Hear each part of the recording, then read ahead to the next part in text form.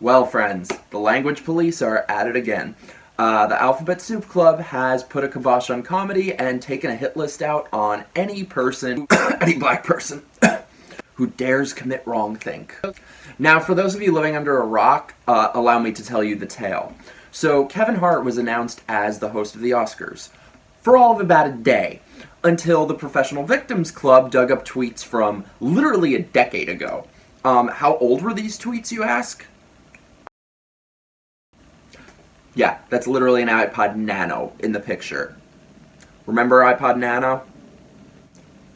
There's immediate outrage, Twitter mobs everyone, the hurt and the harm and the violence and the hurt and oh my god, clutch your pearls, clutch your kale, clutch your balls. He said the fag word and he made some gay jokes.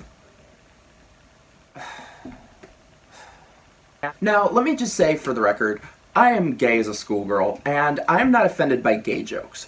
What I am offended by is the idea peddled by these groups like GLAAD and all of these LGBT organizations that gay people are so weak that we should feel victimized and hurt by the fact that 10 years ago a comedian made some jokes.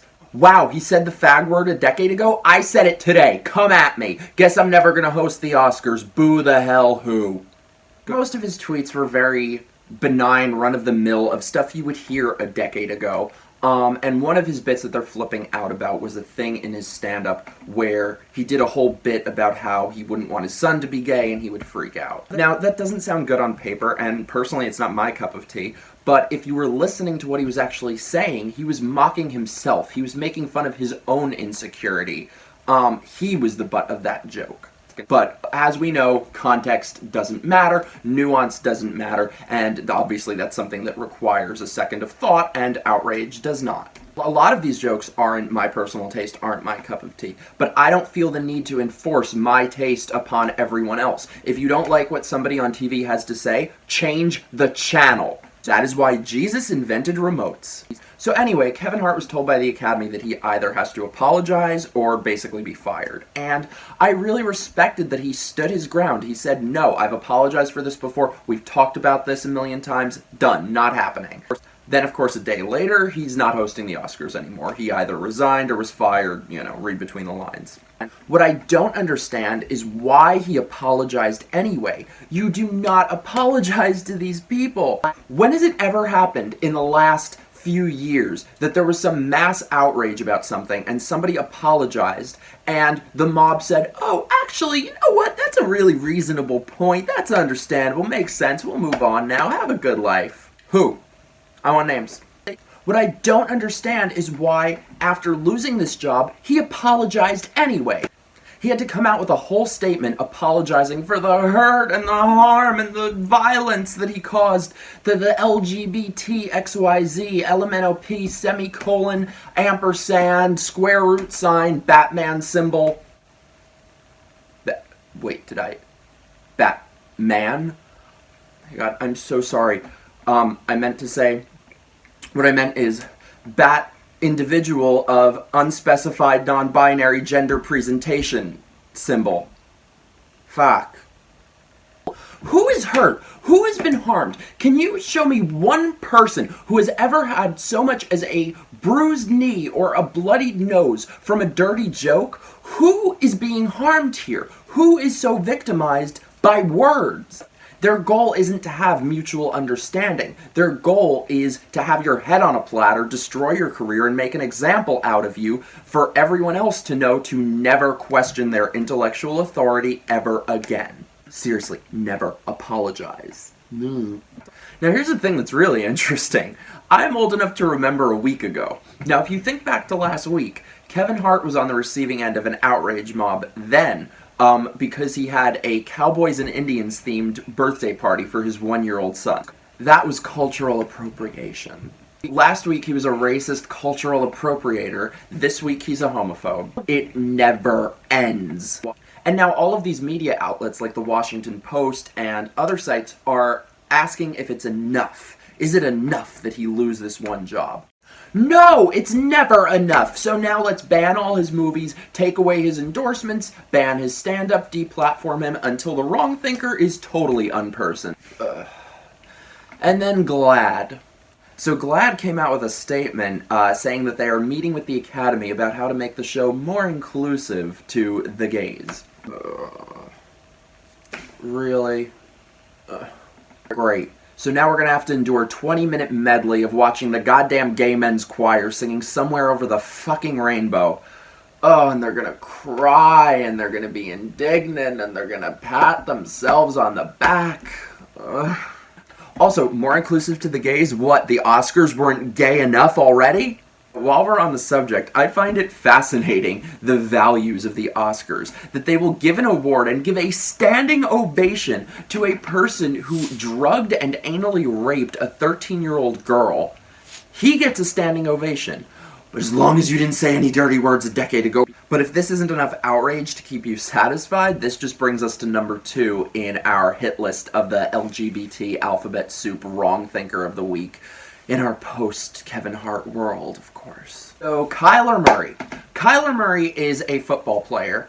I did not know who he was yesterday because I am a fag.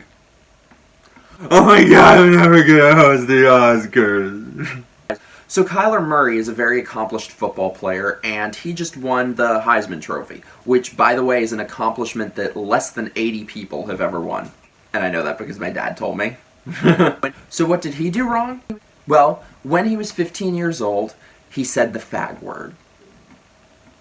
When he was 15? When he was 15, for fuck!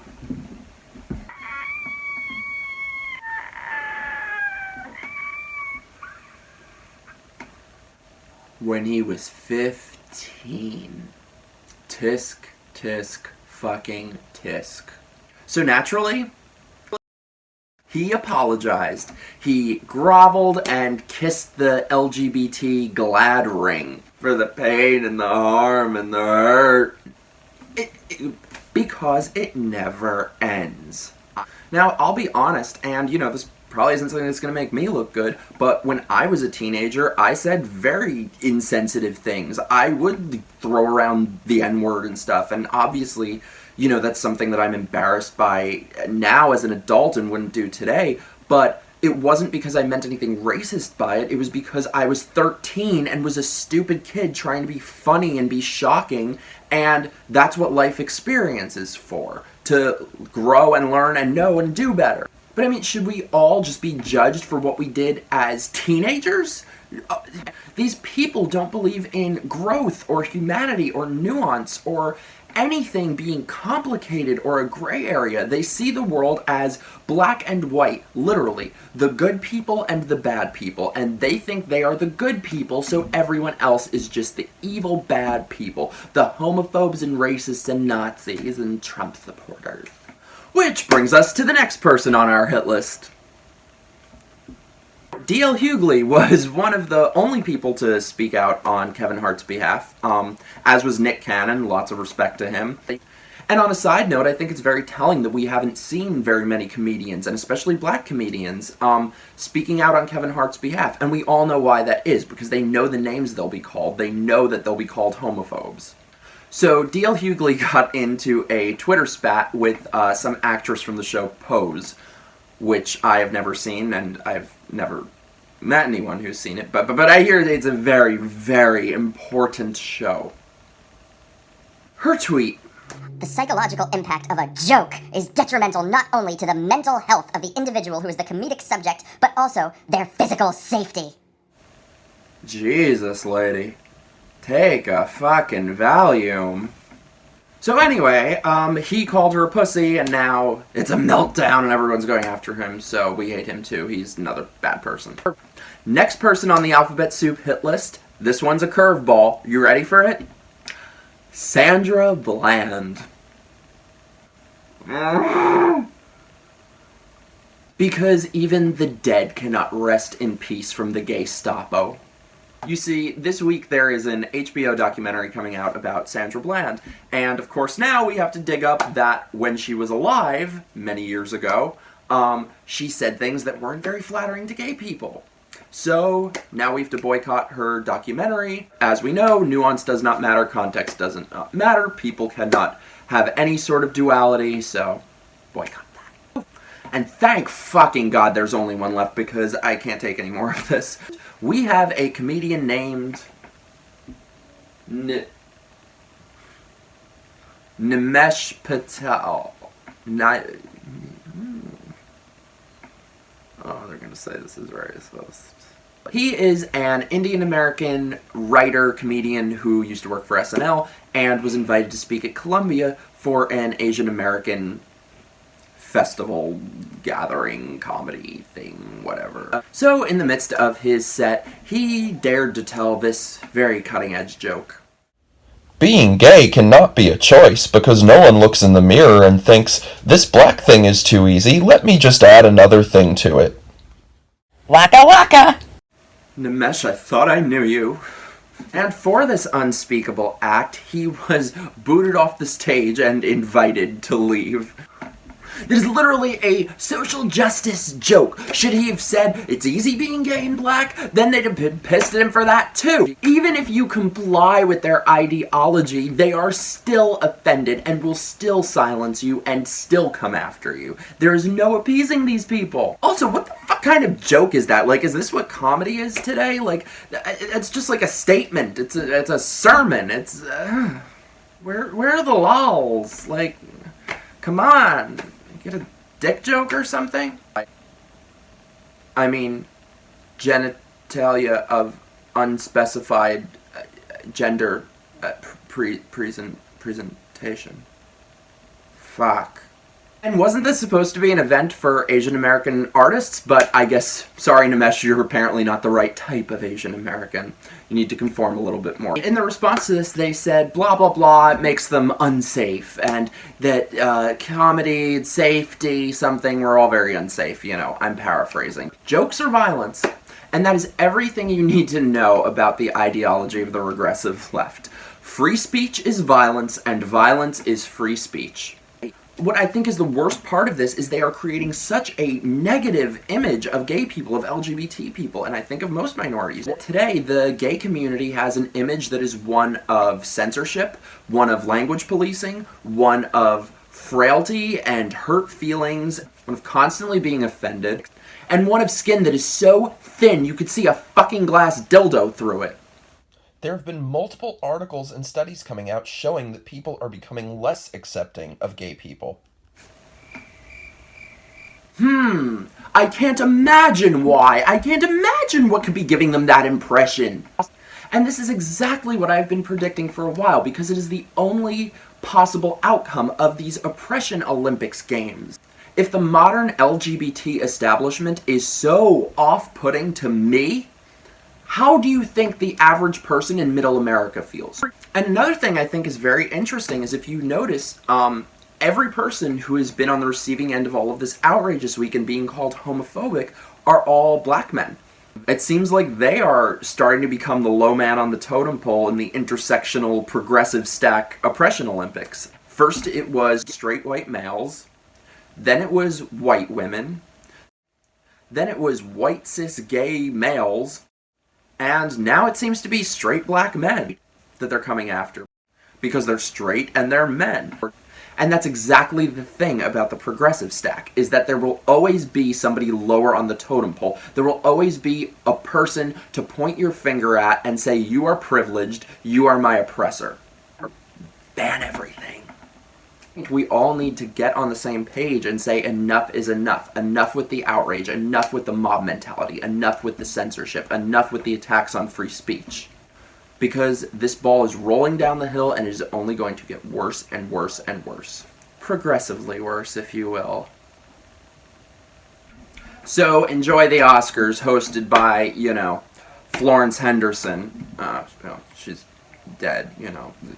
God rest her soul and all, but I don't know, Donnie and Marie Osmond, who, but anyway, this is my first video. I'm sorry it's super rough. Thank you guys so much for watching my ramblings. If you are interested in seeing more from this channel, and I got big plans for it, hit the subscribe button right there. Oh god, I'm doing that YouTube-y thing. It's terrible. Ugh. That thing that they all say. Oh my god, did you guys see that video of the father who's abusing his kids on YouTube, and he makes them record all like the outro taglines for the videos, so the kid will be there like hysterically sobbing, and the father will be standing there hulking over him like, say the outro, and the kid will be there like hysterically crying, being like, if you like our content and want to see more like it, subscribe to us on YouTube, like us on Facebook, Twitter, Instagram. So I ain't gonna do that. Anyway, I'm gonna shut up now, and I will just say, watch my channel, or don't. Okay, I'm gonna shut up now. And enjoy the Oscars next month. I hope everybody has a very safe, intersectional, gentle chuckle. And in the meantime, I'm sure that they will find a brilliant, hilarious comedian to host. Because it was a man who sexually abused me when I was a child. It was a man who beat the shit out of me when I was 17, my prime. Tell me, why is that okay? Why was it okay to pick me off the pack like that and do that to me? It would have been more humane to just take me out to the back paddock and put a bullet in my head. Oh, for fuck's sake.